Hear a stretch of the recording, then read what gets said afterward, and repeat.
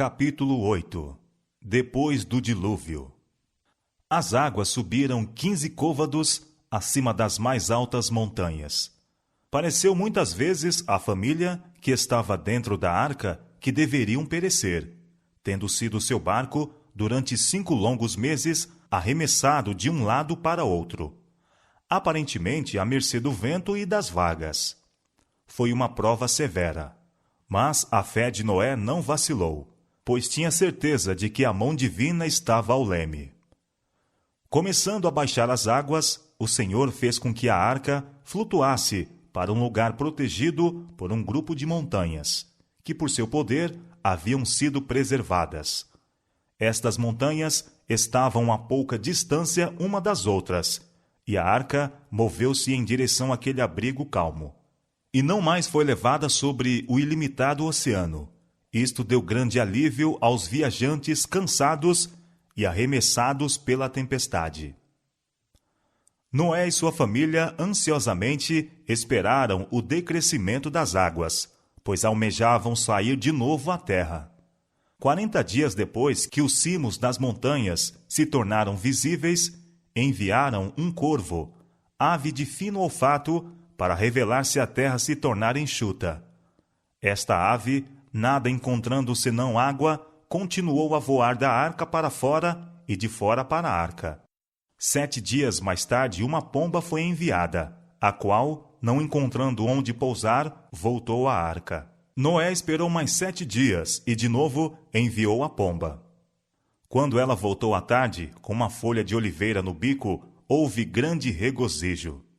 Depois, Noé tirou a cobertura da arca e olhou, e eis que a face da terra estava enxuta. Gênesis capítulo 8, verso 13. Ainda ele esperou pacientemente dentro da arca. Havendo entrado por ordem de Deus, esperou instruções especiais para retirar-se.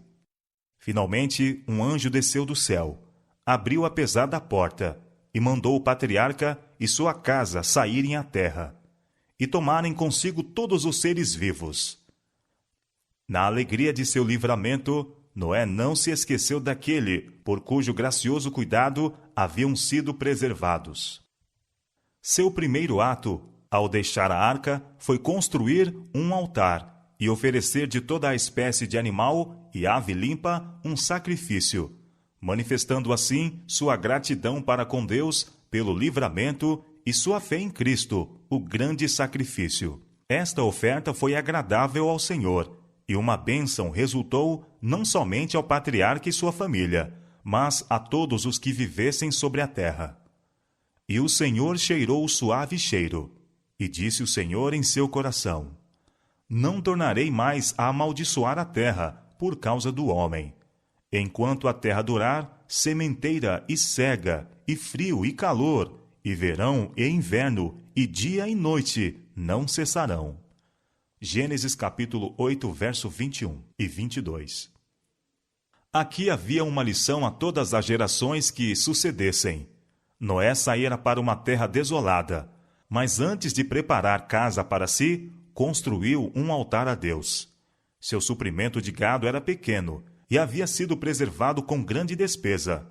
Contudo, deu alegremente uma parte ao Senhor, em reconhecimento de que tudo era dele. De modo semelhante, deve ser o nosso primeiro cuidado render nossas ofertas voluntárias a Deus. Toda manifestação de sua misericórdia e amor para conosco deve ser gratamente reconhecida, tanto por atos de devoção como por meio de dádivas à sua causa. Para que não acontecesse que a acumulação de nuvens e a queda da chuva enchessem os homens de um terror constante, proveniente do medo de um outro dilúvio, o Senhor animou a família de Noé com uma promessa: Eu convosco estabeleço o meu concerto. Não haverá mais dilúvio para destruir a terra. O meu arco tenho posto na nuvem. Este será por sinal de concerto entre mim e a terra. E acontecerá que, quando eu trouxer nuvens sobre a terra, aparecerá o arco nas nuvens, e eu o verei, para me lembrar do concerto eterno entre Deus e toda a alma vivente. Gênesis capítulo 9, versos 11 a 16.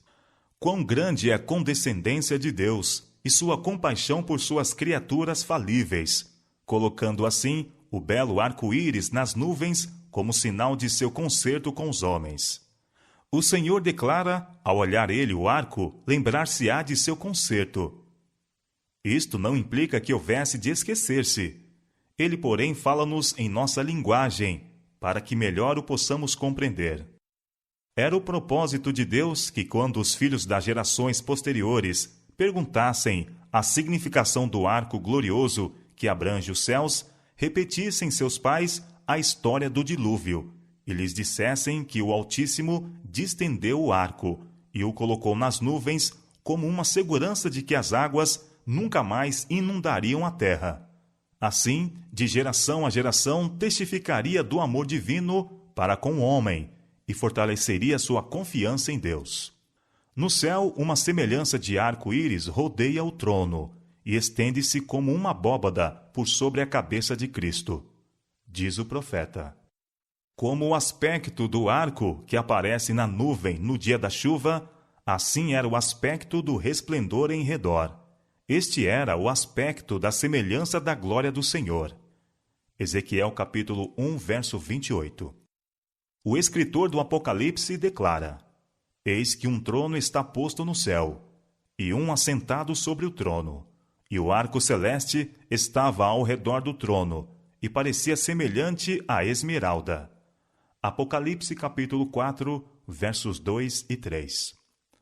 Quando o homem, pela sua grande impiedade, convida os juízos divinos, o Salvador intercede junto ao Pai em seu favor. Aponta para o arco nas nuvens, para o arco celeste em redor do trono e acima de sua cabeça, como sinal da misericórdia de Deus para com o pecador arrependido. Com a certeza dada a Noé com relação ao dilúvio, o próprio Deus ligou uma das mais preciosas promessas de sua graça. Pois jurei que as águas de Noé não inundariam mais a terra.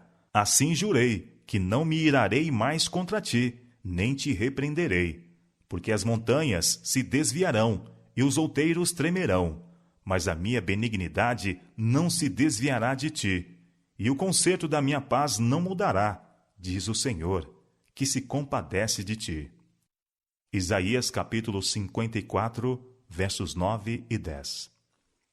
Ao olhar Noé para as poderosas feras rapinantes que saíram com ele da arca, temeu que sua família, contando apenas 8 pessoas, fosse destruída por elas.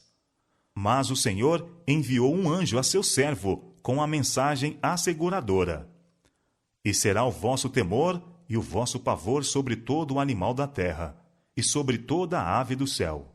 Tudo que se move sobre a terra e todos os peixes do mar, na vossa mão são entregues. Tudo quanto se move, que é vivente, será para vosso mantimento. Tudo vos tenho dado como a erva verde. Gênesis capítulo 9, versos 2 e 3. Antes deste tempo, Deus não havia dado ao homem permissão para comer alimentos animais. Era seu desígnio que a espécie humana se mantivesse inteiramente com as produções da terra. Mas agora que toda a erva verde tinha sido destruída, permitiu-lhes comer a carne dos animais limpos, que haviam sido preservados na arca. A superfície toda da terra ficou transformada com o dilúvio. Uma terceira maldição terrível repousou sobre ela em consequência do pecado. Começando a água a baixar, as colinas e montanhas ficaram rodeadas de um mar vasto, túrbido. Todos os lugares estavam juncados de corpos mortos de homens e animais. O Senhor não permitiria que estes ficassem a decompor-se e contaminar o ar. Fez, portanto, da terra um vasto cemitério. Um violento vento que fez soprar, com o fim de enxugar as águas, removeu-os com grande força, levando mesmo, em alguns casos, os cumes das montanhas, e amontoando árvores, pedras e terra em cima dos corpos dos mortos. Pelo mesmo meio, a prata e o ouro, a madeira escolhida e as pedras preciosas que tinham enriquecido e adornado o mundo antes do dilúvio e que os habitantes haviam idolatrado, foram escondidos da vista e alcance dos homens, acumulando a ação violenta das águas, terra e pedras sobre esses tesouros, e, em alguns casos, formando mesmo montanhas sobre eles. Deus viu que quanto mais ele enriquecia e prosperava os homens pecadores, mais corrompiam seus caminhos diante dele. Os tesouros que os deviam ter levado a glorificar o munificente doador foram adorados, enquanto Deus fora desonrado e desprezado.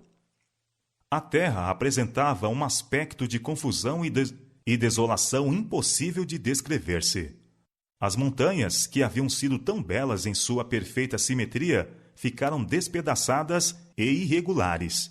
Pedras, lajes e rochas afractuosas estavam agora espalhadas pela superfície da terra. Em muitos lugares, colinas e montanhas tinham desaparecido, não deixando vestígio do lugar em que se achavam. Planícies haviam dado lugar a cadeias de montanhas. Estas transformações eram mais acentuadas em alguns lugares do que em outros. Onde estiveram os mais ricos tesouros da terra, em ouro, prata e pedras preciosas, viam-se os mais acentuados indícios da maldição. E sobre os territórios que não eram habitados e aqueles em que houvera o menor número de crimes, a maldição repousou mais brandamente. Nesse tempo, imensas florestas foram sepultadas. Estas foram depois transformadas em carvão, formando as extensas camadas carboníferas que hoje existem, e também fornecendo grande quantidade de óleo. O carvão e o óleo frequentemente se acendem e queimam debaixo da superfície da terra. Assim as rochas são aquecidas, queimada a pedra de cal e derretido o minério de ferro. A ação da água sobre a cal aumenta a fúria do intenso calor e determina os terremotos, vulcões e violentas erupções. Vindo o fogo e a água em contato com as camadas de pedra e minério, há violentas explosões subterrâneas, as quais repercutem como soturnos trovões. O ar se acha quente e sufocante. Seguem-se erupções vulcânicas, e deixando estas muitas vezes de dar vazão suficiente aos elementos aquecidos, a própria terra é agitada, o terreno se ergue e dilata-se como as ondas do mar. Aparecem grandes fendas e algumas vezes cidades, vilas e montanhas a arder são tragadas. Estas assombrosas manifestações serão mais e mais frequentes e terríveis, precisamente antes da segunda vinda de Cristo e do fim do mundo, como sinais de sua imediata destruição. As profundidades da terra são o arsenal do Senhor, donde foram retiradas as armas empregadas na destruição do mundo antigo. Águas rojando da terra uniam-se com as águas do céu para cumprirem a obra de desolação. Desde o dilúvio, o fogo, bem como a água, tem sido o agente de Deus para destruir cidades muito ímpias. Estes juízos são enviados a fim de que aqueles que consideram levianamente a lei de Deus e menosprezam sua autoridade possam ser levados a tremer ante o seu poder e confessar sua justa soberania. Vendo os homens montanhas ardentes a derramar fogo e chamas, e torrentes de minério derretido a secar rios, submergindo cidades populosas, e por toda parte espalhando a ruína e desolação, o mais arrogante coração tem se enchido de terror, e os incrédulos e blasfemos têm sido constrangidos a reconhecer o infinito poder de Deus. Disseram os antigos profetas, referindo-se a cenas como essas: Oh, se fendesse os céus e descesses, e os montes se ecoassem diante da tua face, como quando o fogo inflama a lenha e faz ferver as águas, para fazeres notório o teu nome aos teus adversários. Assim as nações tremessem da tua presença. Quando fazias coisas terríveis que não esperávamos, descias, e os montes se ecoavam diante da tua face. O Senhor tem o seu caminho na tormenta e na tempestade, e as nuvens são o pó dos seus pés. Ele repreende o mar e o faz secar, e esgota todos os rios. Naum, capítulo 1, versos 3 e 4. Manifestações mais terríveis do que as que o mundo jamais viu serão testemunhadas por ocasião do segundo advento de Cristo. Os montes tremem perante ele, e os outeiros se derretem, e a terra se levanta na sua presença, o mundo e todos os que nele habitam. Quem parará diante do seu furor? E quem subsistirá diante do ardor da sua ira? Naum capítulo 1, versos 5 e 6. Abaixa ao Senhor os teus céus e desce. Toca os montes e fumegarão. Vibra os teus raios e dissipa-os. Envia as tuas flechas e desbarata-os. Salmo 144, versos 5 e 6. Farei aparecer prodígios em cima, no céu, e sinais embaixo na terra, sangue, fogo e vapor de fumo. Atos capítulo 2, verso 19. E houve vozes, e trovões, e relâmpagos, e um grande terremoto, como nunca tinha havido, desde que há homens sobre a terra. Tal foi este tão grande terremoto. E toda a ilha fugiu, e os montes não se acharam. E sobre os homens caiu do céu uma grande saraiva, pedra do peso de 1 talento. Apocalipse capítulo 16, versos 18, 20 e 21. Unindo-se os raios do céu com o fogo na terra, as montanhas arderão como uma fornalha e derramarão terríveis correntes de lava, submergindo jardins e campos, vilas e cidades. Massas fervilhantes derretidas, ao serem arremessadas nos rios, farão com que as águas entrem em ebulição, arremetendo rochas maciças com indescritível violência e espalhando seus fragmentos sobre a terra. Rios tornar-se-ão secos, a terra se convulsionará. Por toda parte haverá tremendos terremotos e erupções. Assim destruirá Deus os ímpios da terra. Mas os justos serão preservados em meio destas comoções, como foi Noé na arca. Deus será o seu refúgio, e sob suas asas eles estarão confiados. Diz o salmista: porque tu, ó Senhor, és o meu refúgio. O Altíssimo é a tua habitação. Nenhum mal te sucederá. No dia da adversidade me esconderá no seu pavilhão. No oculto do seu tabernáculo me esconderá. A promessa de Deus é: pois que tão encarecidamente me amou, também eu o livrarei, pô-lo-ei num alto retiro, porque conheceu o meu nome. Salmo 91, versos 9, 10 e 14, e Salmo 27, verso 5.